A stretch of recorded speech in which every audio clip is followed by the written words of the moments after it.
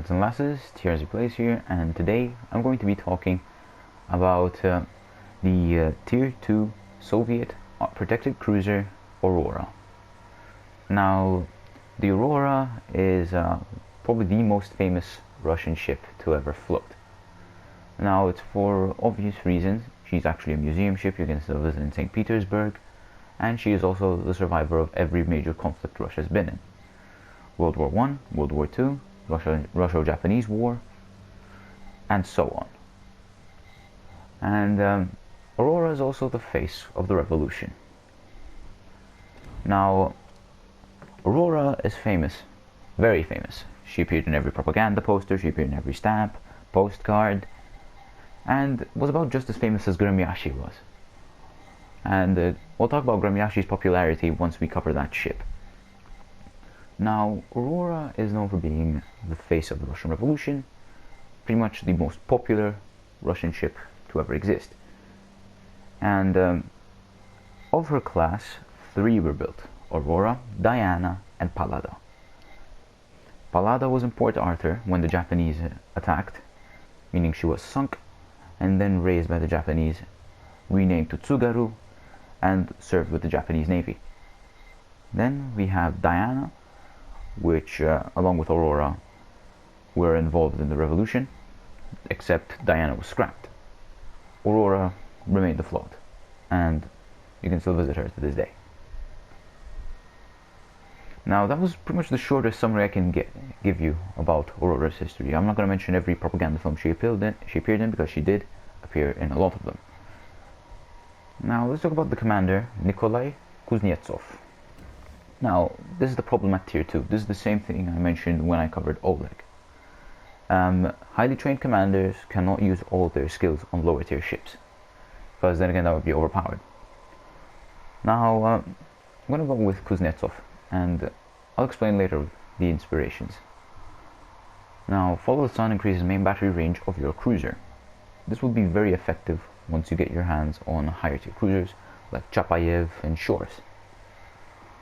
Now we're going to talk about each skill. Burn It Down XXL, which increases chance of HE shells causing a fire. Igniter increases chance of causing fire with both your main and secondary battery HE shells. Punch Through for the armor, or piercing. It's actually very useful because I do use AP a lot on my Soviet cruisers. Fixated, which increases main battery shell grouping for your cruisers. So, very effective accuracy as well. Especially once you have that and Norman Scott as inspirations. And then Refill Station for the reload time. Now, the reason why I have Norman Scott and Isoroku Yamamoto is because of the shell grouping that Norman Scott provides, which means you can hit your targets more. And then we have Isoroku Yamamoto's trait of making AP shells more effective, which is something I do like to use in Aurora, especially when I encounter tier 3 cruisers like Karlsruhe, Kaledin, and Dene. Pretty much anything that is a floating citadel, even Phoenixes. Which is why I chose Isoroku Yamamoto over someone like Andre Roux. I'm sorry for the butchering of French names. So that was the commander. Let's talk about the upgrade we currently have. For the upgrade, we have propulsion mod. Now, there's a reason why I have propulsion mod instead of steering gears.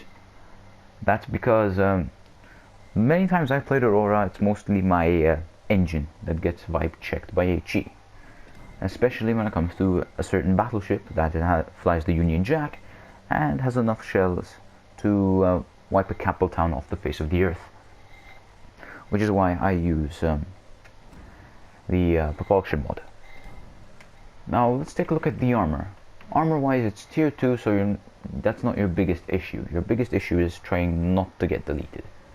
But thankfully Aurora is also very noob friendly, because if you take off this, it has a turtle back. This might be more effective. That's its Citadel. It has a turtle back. But the problem with that turtleback is the ships you're going to be against. Now, the problem is you meet ships like Gangut and sometimes even Arkansas, Nassau, those battleships. Gangut in particular can pretty much nuke this cruiser.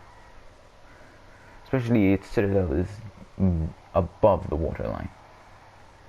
And I did manage to kill at least 2 of these with a good Gangut salvo. So what I do recommend is you angle, or you try and get either as close as possible for overpens, since this armor is very thin. It's very thin. I'm talking 6mm at the bow. So I do recommend one strategy that I do use, and that is to first take out the destroyers and then focus the battleships. So that was the main deal for pretty much any time I play Aurora. So that's the armor. Let's take a look at some of the loadouts. So you have HE shells, which have 12.5% fire setting chances. Not bad, not terrible. Then we have the armor piercing, which is what I use mostly when I play Aurora, and my recommended. Because the cruisers you encounter sometimes are floating citadels, and Aurora has a lot of guns, which is why I recommend using AP. It's just like Aurora, it is Aurora, just like Bogatyr, just like Oleg, just like Svetlana, Krasny Krim. If you have a lot of guns, you could use that to your advantage and do the sway maneuver, which I use, which means go from port side, fire all your guns, then turn to starboard, fire your other guns. I do recommend that strategy on these ships in particular when you have guns everywhere. I'm talking from bow to stern, starboard to port side. I do recommend that strategy a lot. The reload time, 8.3, normal cruiser. I mean, you don't expect to have Lenin reload. Now, HP pool, it's short. It's 22,000 HP. It's tier 2, nothing much you can expect. But that's it for Aurora. Aurora is the face of the Russian Revolution. She's probably the most famous Russian ship afloat. Well, we'll get to Gremyashi later. And she's the last survivor at Tsushima. Well, Mikasa's one thing, but she actually won the Battle of Tsushima. So that's the summary for Aurora's history. Now we'll get into the gameplay mechanics to see how I use Aurora.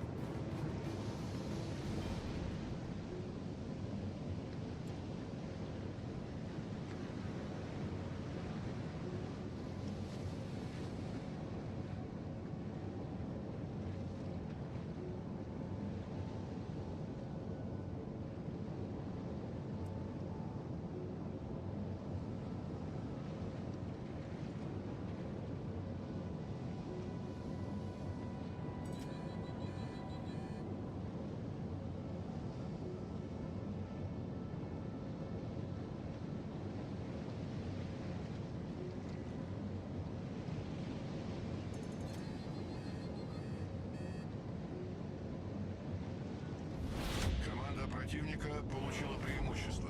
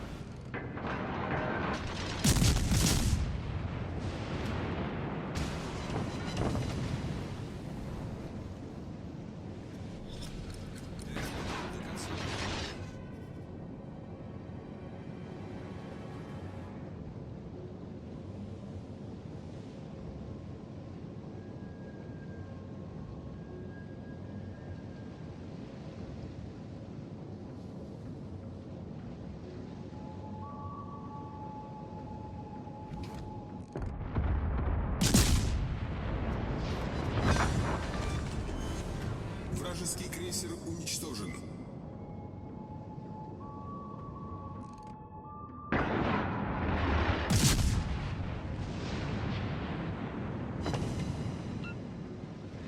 Торпеды слева по борту.